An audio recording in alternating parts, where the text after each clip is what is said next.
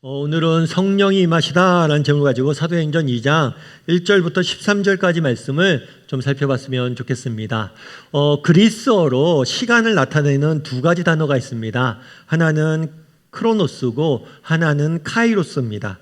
크로노스는 물리적, 양적 시간을 의미합니다.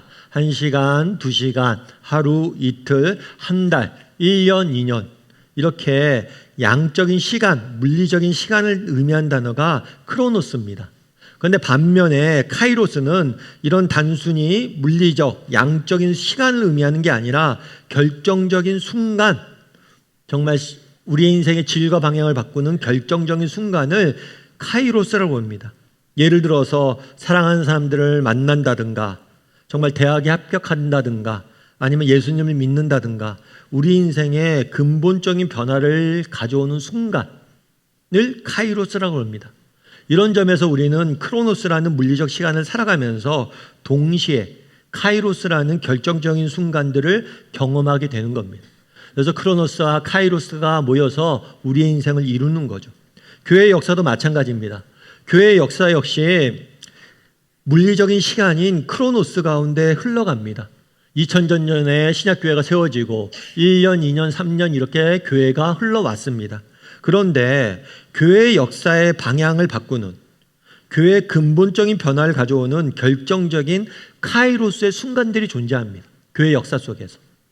오늘 본문이 대표적인 예입니다. 오늘 본문에서 오순절날 성령이 임하십니다. 하나님의 영인 성령님께서 신약교회에 임하세요. 그런 다음에 신약교회는 본질적인 변화를 경험하게 됩니다. 그래서 오늘 본문은 이 카이로스의 순간이라고 말할 수 있는 겁니다.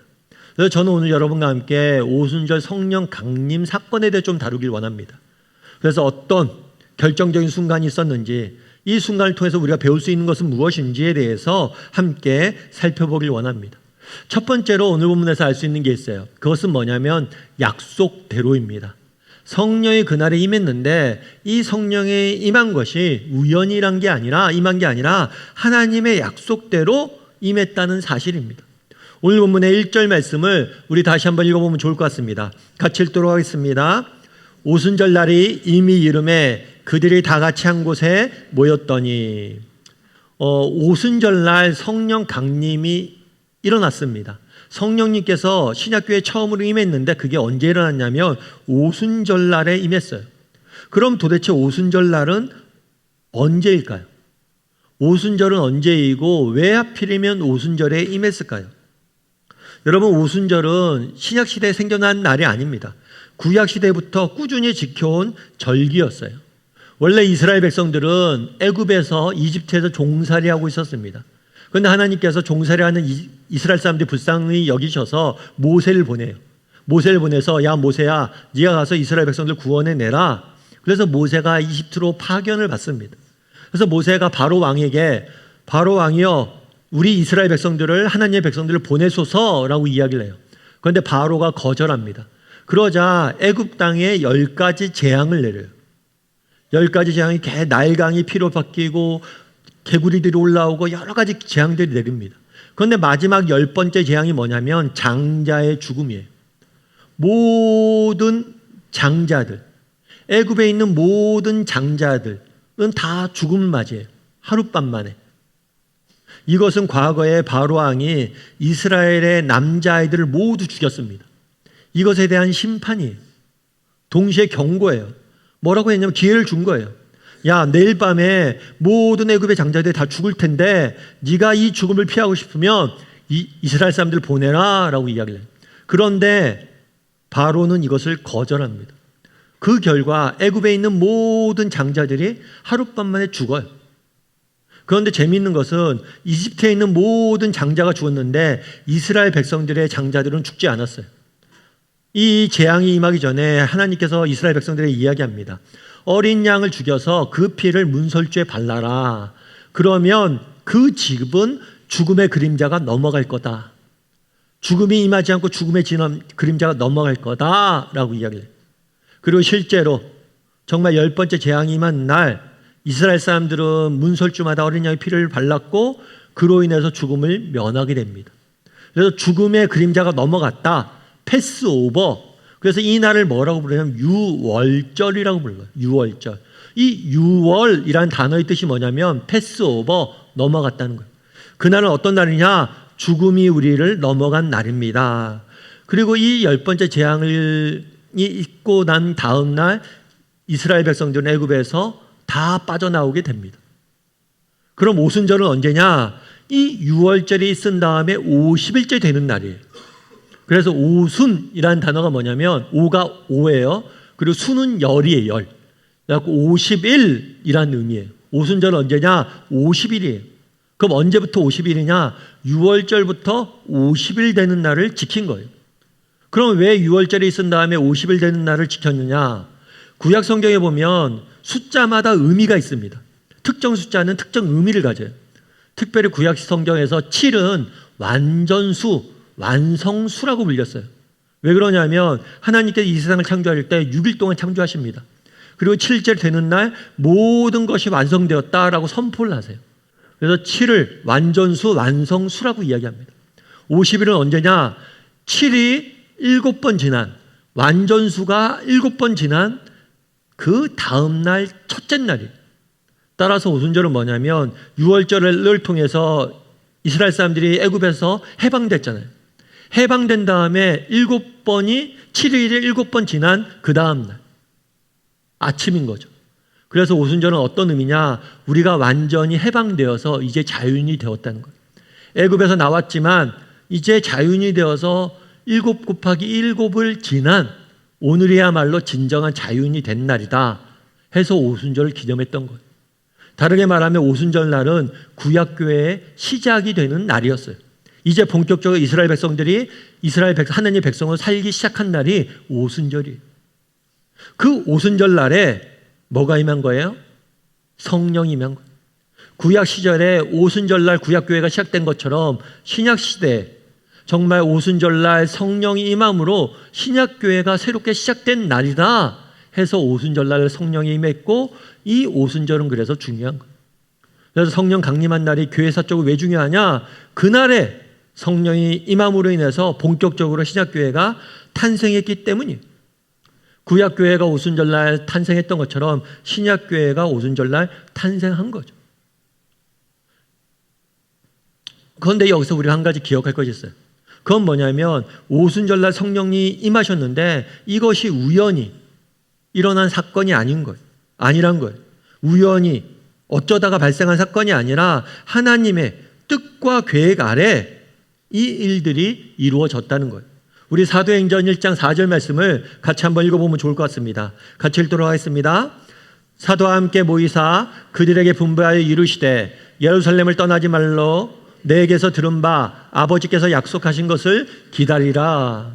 부활하신 성령님께서 제자들을 모아놓고 약속을 하십니다. 뭐라고 말씀하시냐면 야 하나님께서 약속하셨어. 뭘 약속하셨어요? 성령을 너희에게 줄 것이라고 약속하셨어. 그 약속이 이루어질 거야. 그러니까 너희는 예루살렘 떠나지 말고 여기서 기다려. 그렇게 약속을 하셨고 또 제자들은 120명이 모여서 함께 성령님이 임하실 것을 기대함으로 기도하면서 기다리고 있었어요. 그러자 성령이 임하신 거예요. 다르게 말하면 성령님을 그냥 성령님을 표현하지 않고 뭐라고 표현했어요? 하나님이 약속하신 것이라고 표현했어요. 그래서 성령이 오순절날 임했는데 이 성령 임재 사건에서 우리가 알 수 있는 건 뭐냐? 이 성령의 임재가 우연히 일어난 것이 아니라 뭐대로? 하나님의 약속의 성취로서 하나님이 약속하셨고 그 약속이 실제로 이루어졌음을 보여주는 사건이었음을 우리는 알 수가 있습니다. 그래서 오순절날 성령 강림은 하나님의 약속과 계획 아래에서 약속의 성취로 이루어진 거예요. 그럼 왜 성경은 이 사실을 강조하고 있을까요? 왜 약속대로 성령님이 오셨다는 사실을 강조하고 있을까요? 그것은 하나님께서 자신의 약속을 반드시 지키는 분이심을 보여주기 위함이에요. 우리 하나님은 누구십니까? 하나님은 우리에게 약속을 주신 분이십니다. 우리 하나님은 누구십니까? 자신이 하신 약속을 반드시 이루시는 분이세요. 여러분 그것을 믿습니까? 하나님은 약속을 주신 분이심을 믿습니까? 그리고 그 약속을 지키시는 분이심을 믿습니까? 네, 믿어야 돼요. 그것들을 알려주기 위해서 이렇게 임한 거예요. 저는 개척하기 전에 옥하는 목사님 모시고 오랫동안 사역했습니다. 근데 옥하는 목사님이 건강이 안 좋았어요. 중간에 사역을 하다가. 그래서 개척을 하고 10년쯤 지난 다음에 폐결핵에 걸렸습니다.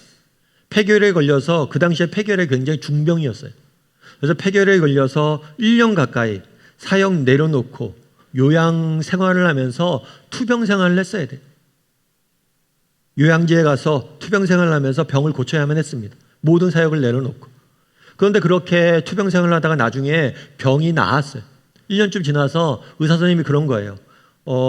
환자분 제가 보니까 엑스레이도 찍고 나머지 검사도 해보니까 병이 나았어요. 이제 괜찮습니다. 정상이 됐습니다. 라고 이야기를 한 거예요. 그런데 목사님이 그 생각이 든 거예요. 의사 선생님이 병이 나았대요. 그런데 자기 생각이 안 나온 것 같더래요. 이상하게 안 나온 것 같아요. 자기는 안 나온 것 같아요. 아픈 것 같더래요. 그래서 뭘 했냐면 의사 선생님이 약을 먹지 말라고 그랬는데 계속해서 약을 먹었대요. 사실 결핵약이 굉장히 독합니다. 그리고 양도 많아요. 그런데 그 독한 약을 건강한 사람이 계속 먹은 거예요. 왜 먹었어요? 안 나은 것 같아서. 의사는 나았다고 그래도 자기는 안 나은 것 같았더래요. 그 얘기를 나중에 하시더라고요. 나중에 하시면서 참 자기가 어리석었다고. 의사 말을 믿지 못해 그 독한 약을 그렇게 먹고 있었다고. 정말 어리석었던 것 같다고 이야기를 하시더라고요. 그러면서 그런 얘기를 하는 거예요. 마치 이게 하나님이 약속을 하셨잖아요. 그리고 하나님이 약속을 반드시 이룬 분이잖아요. 그런데 이 사실을 믿지 못해서 정말 영적으로 가난하게 사는 사람들이 너무 많다는 거예요. 마치 그런 사람들이 자신의 모습이었다는 거예요.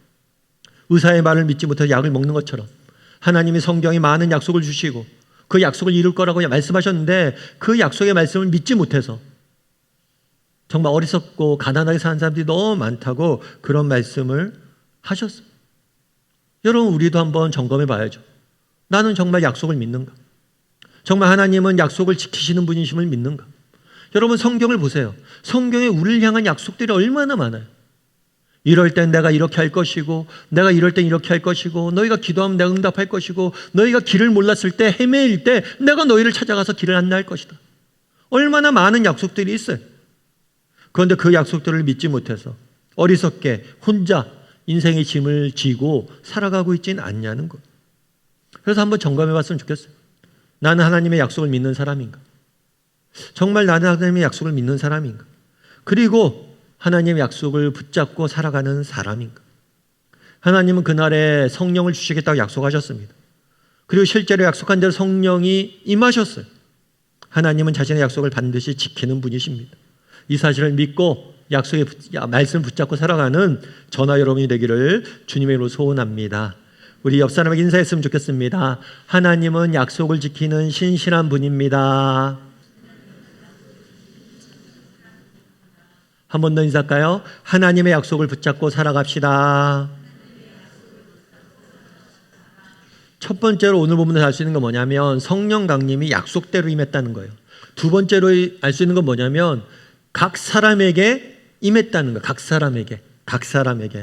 우리 사도행전 2장이죠.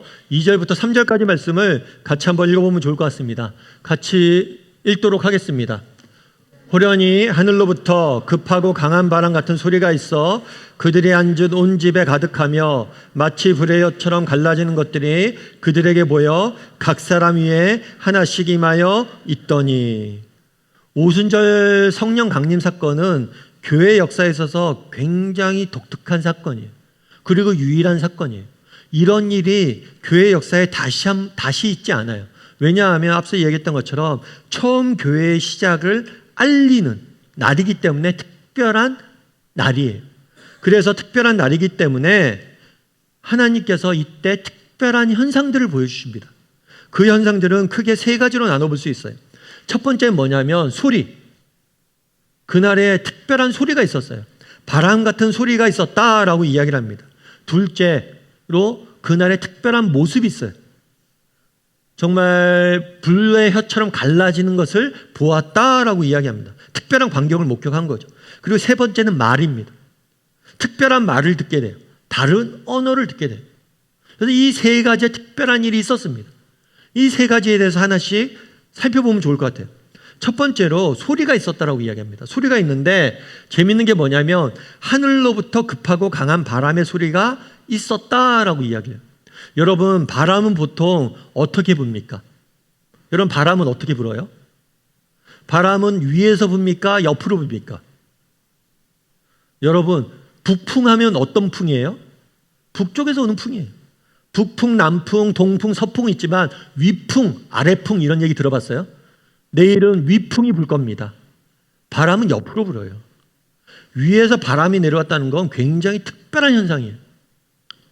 바람이 위에서 확 내려온 거예요. 그걸 느낀 거죠. 소리를 들은 거죠. 그럼 왜 바람이 위에서 내려오는 특별한 현상을 허락했을까요? 그것은 성령이 임하시잖아요.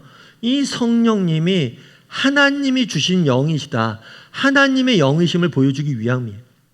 이스라엘 사람들은 하늘 하면 하나님이 거하시는 곳, 하나님 하늘에 계시는 분 이렇게 생각했어요. 그래서 하늘로부터 내려왔다는 것은 하나님이 보내셨다는 거예요. 그걸 보여주기 위해서 하늘로부터 바람이 내려온 거예요. 그래서 하늘로부터 바람이 내려오는 소리를 들었습니다. 그런 다음에 본 게 있죠. 뭘 봤어요? 불의 혀처럼 갈라지는 것을 봤어요. 불의 혀처럼. 그러면 이 불의 혀는 무엇을 의미할까요? 성경에서 불은 하나님의 임재의 상징이에요. 구약 성경에 보면 하나님이 모세를 아까 얘기했던 것처럼 이집트에 이스라엘 사람들이 종살이 하고 있을 때 하나님께서 모세를 보내셔서 그들을 구원하십니다.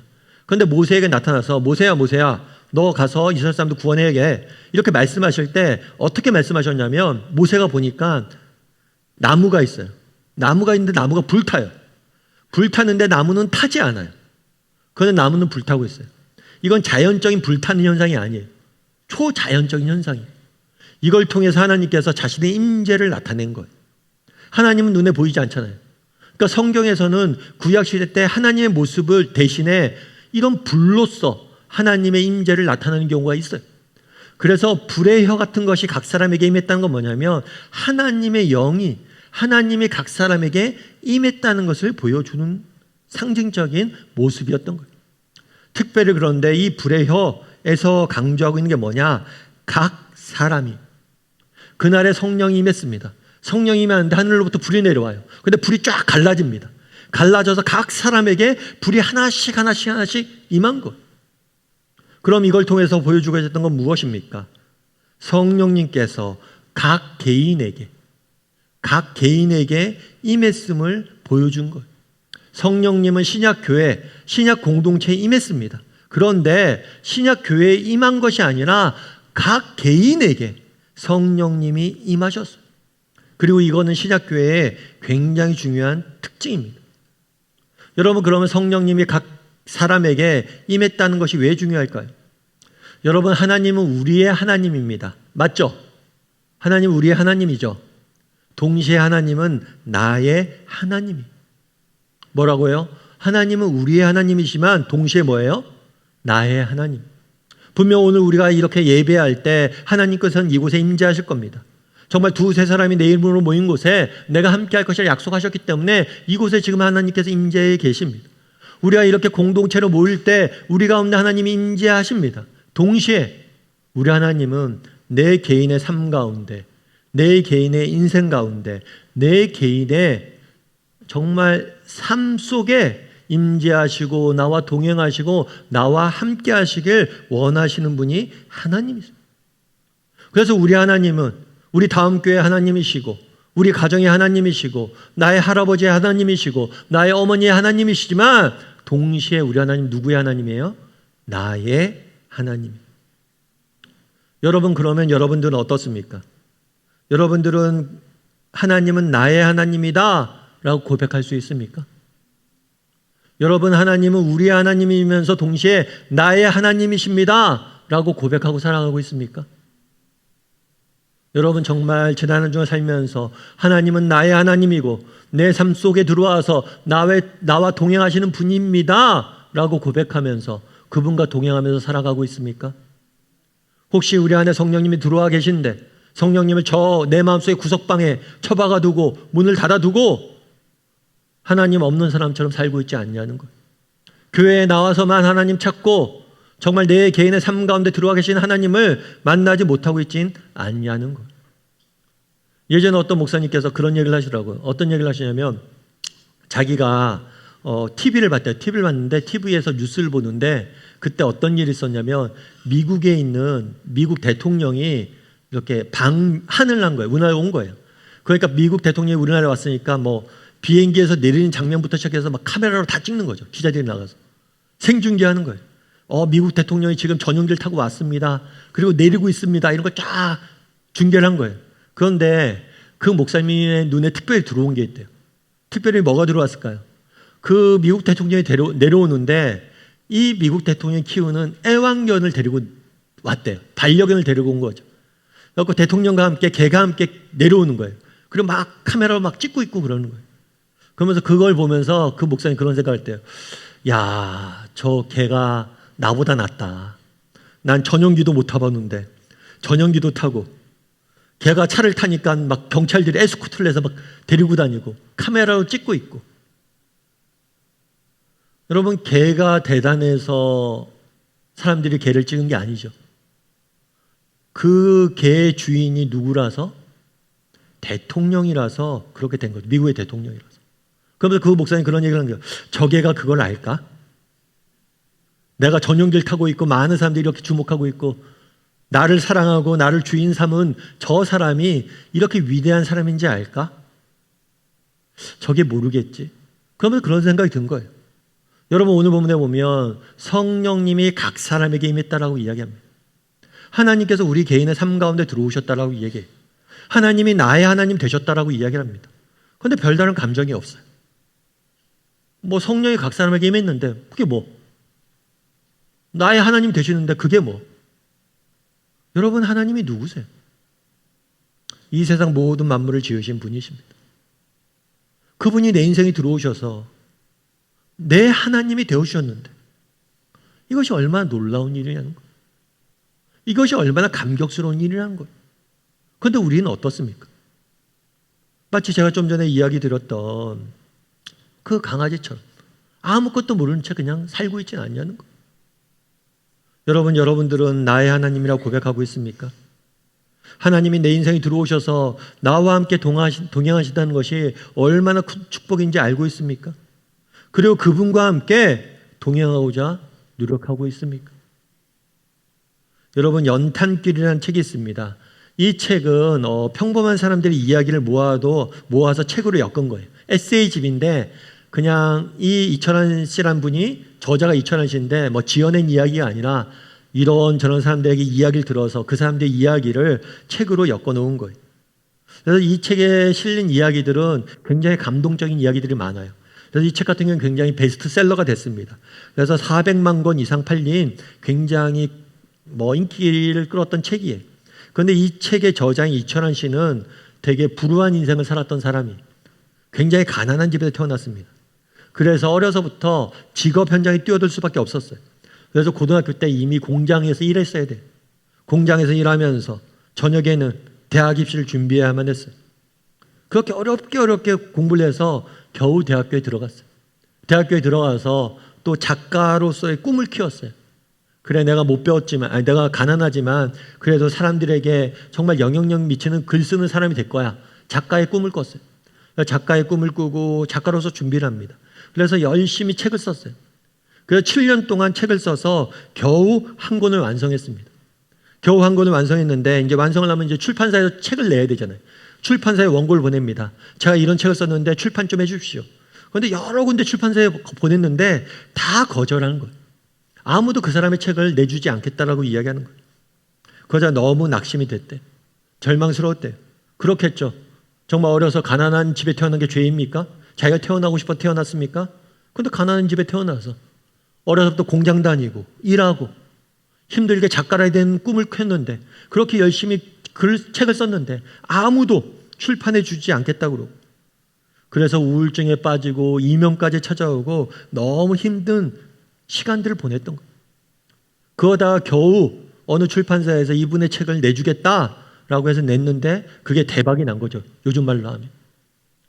그러면 나중에 이제 인터뷰를 하는 거예요. 어떻게 그 어려운 시절을 이겨낼 수 있었습니까? 라고 물었을 때 그분이 그런 얘기를 해요. 제가 힘들고 지칠 때마다 참 기도했고 기도하니까 하나님이 제게 힘을 주셨습니다. 힘들고 지칠 때마다 말씀을 읽었고 그 말씀이 내게 위로가 되어 어두운 시절을 이겨낼 힘을 얻었습니다. 라고 이야기를 하더라고요. 여러분, 그날에 이야기합니다. 성령을 보내줄 것이다. 그리고 이 성령님이 우리 각 사람에게 임하셨어요. 정말 하나님이 우리와 가운데 임하셨어요. 정말 우리가 하나님을 나의 하나님으로 받아들이고 그분과 동행하고 그분과 함께 내 인생을 살아가고자 노력한다면 그분이 우리에게 능력이 되어 주실 거예요. 어려움 가운데서도 이겨낼 힘을 주실 거예요. 여러분, 우리는 어떻습니까? 정말 그날에 각 사람에게 불의 혀 같은 것이 임했다라고 이야기를 합니다. 우리 한 사람 한 사람에게 하나님께서 내 마음속에 찾아오셨다라고 이야기합니다. 여러분, 이것이 얼마나 큰 은혜이고 축복인지 아십니까? 그리고 그 하나님과 동행하기 위해서 노력하십니까? 이 힘든 세상을 혼자 사지 마십시오. 이 어려운 세상을 혼자 그렇게 헤매지 마십시오. 우리 안에 계신 성령님, 우리 안에 계신 하나님과 날마다 동행하며 정말 그분을 의지하고 살아갈 줄 아는 저나 여러분이 되기를 주님의 이름으로 소원합니다. 우리 옆 사람에게 인사하길 원합니다. 이렇게 인사했으면 좋겠습니다. 하나님은 나의 하나님입니다. 한 번 더 인사할까요? 나의 하나님과 동행합시다. 세 번째로 오늘 본문에서 마지막으로 알 수 있는 건 뭐냐? 말하게 하시다는 거예요. 말하게 하시다. 우리 4절 말씀을 같이 한번 읽어볼까요? 같이 읽도록 하겠습니다. 그들이 다 성령의 충만함을 받고 성령이 말하게 하심을 따라 다른 언어로 말하기 시작하니라. 그날의 오순절날 성령이 강림했어요. 혀의 불 같은 것이 각 사람에게 임했습니다. 그런 다음에 이 사람들이 뭘 했다고 그랬어요? 임재가 끝나자 이 사람들이 성령의 충만함을 받았다고. 그 안에 성령이 충만해진 거예요. 그런 다음에 첫 번째로 나타난 현상이 있어요. 그건 뭐예요? 말하기 시작해요. 특별히 뭘 말했다고 그러냐면 다른 언어를 말했다고 이야기를 해요. 이 다른 언어는 요즘 오늘날 우리가 이야기하는 기도할 때, 방언 기도할 때 이런 방언 기도를 이야기하는 게 아니에요. 이 다른 언어는 실제로 다른 언어를 의미하는 거예요. 정확한 다른 언어. 예를 들면 중국어, 일본어, 영어. 성령이 맞아 외국어를 말하기 시작한 거예요. 놀랍죠? 저만 놀랍나요? 저도 외국어를 말할 수 있었으면 좋겠습니다. 예수님 믿고. 아무튼 성령이 맞아 외국어를 말하기 시작했던 거예요. 그럼 왜 외국어를 말할까요? 이 사람들이 외국어를 말해서 뭘 했을까요? 그 뒤에 쭉 여러분들 읽어보면 이 사람들이 외국어를 말하기 시작합니다. 그러면서 뭘 말하냐면 하나님 나라의 복음에 대해서 각 나라의 언어로 말하는 거예요. 만민에게 하나님의 복음을 전파하고 있는 것을 보게 돼요. 성령이 임했습니다.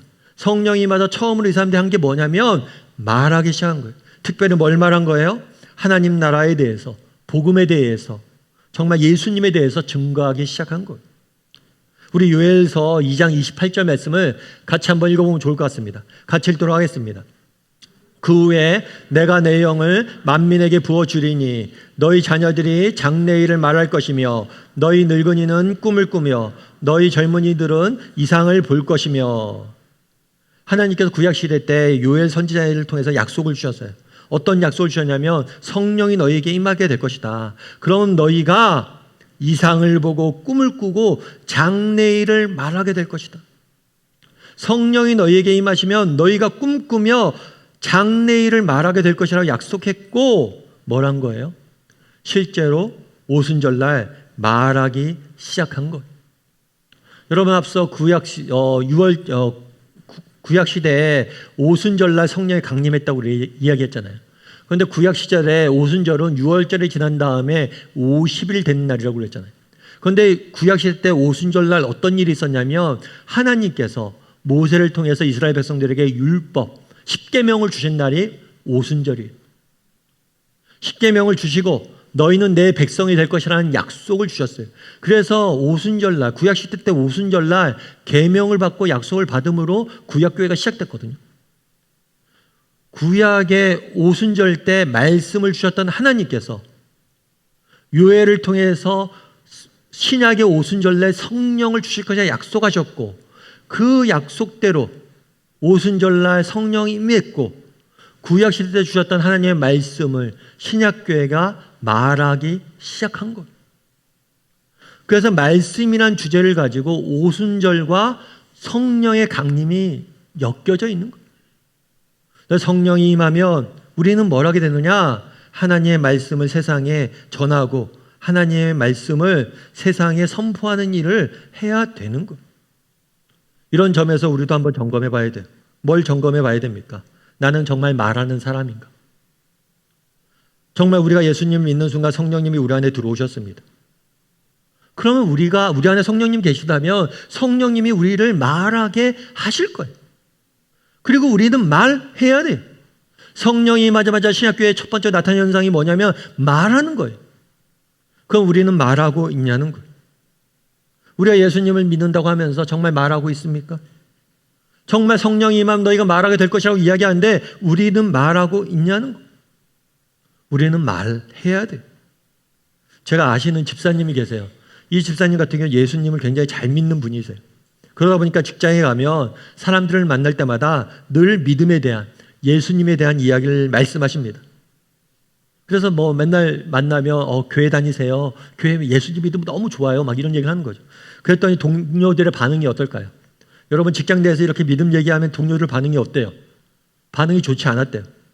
나중에는 자기한테 부탁까지 하더래요. 예수님 얘기 좀 그만 좀 하라고. 직장생활 하기 힘들다고. 예수님 얘기 좀 그만 좀 하래요. 그런데도 불구하고 굳굳하게 얘기했대요. 왜 얘기해요? 예수 믿는 게 너무 좋으니까. 예수 믿는 게 너무 좋아서 참을 수가 없으니까. 그 안에 성령님이 계시고 말하지 않게 두질 않으시니까. 하나님 나라에 대한 꿈을 꾸니까 이야기하지 않을 수가 없으니까 그랬다는 거예요. 여러분 정말 우리도 그래야죠. 그런데 재밌는 것은 시간이 그렇게 흘렀대요. 직장생활 했는데 뭐 직장 동료들 뭐 예수님 얘기하고 그래도 받아들일 줄 않고 맨날 핀잔만 주고 그랬대요. 그런데 어느 날 직장 상사가 있었대요. 상사가 자기한테 와서 이런 얘기를 했다고 그러더라고요. 믿지 않는 상사인데, 아무개 씨 요즘 회사 위해서 기도하죠? 이번에 중요한 계약건이 있는데 기도 열심히 하세요. 기도 부탁을 하더래요. 자기는 믿지도 않으면서. 세상이한테 이야기할 때 그 집사님이 그러면서 그런 얘기를 하는 거예요. 내가 막 예수님 이야기하고 그랬을 때 사람들이 듣지도 않는 것 같고 거절하고 그랬는데 나중에 다 듣고 있었더라고요. 그러면 자신의 믿음을 인정해 주었다라고 이야기를 하더라고요. 여러분 우리도 마찬가지예요. 우리 안에 계신 성령님은 오늘도 우리에게 입을 열어 말하길 원하세요. 우리도 말해야 돼요. 정말 우리가 만난 하나님에 대해서, 내가 아는 예수님에 대해서, 정말 내가 믿은 믿음에 대해서 이야기할 수 있어야 돼요.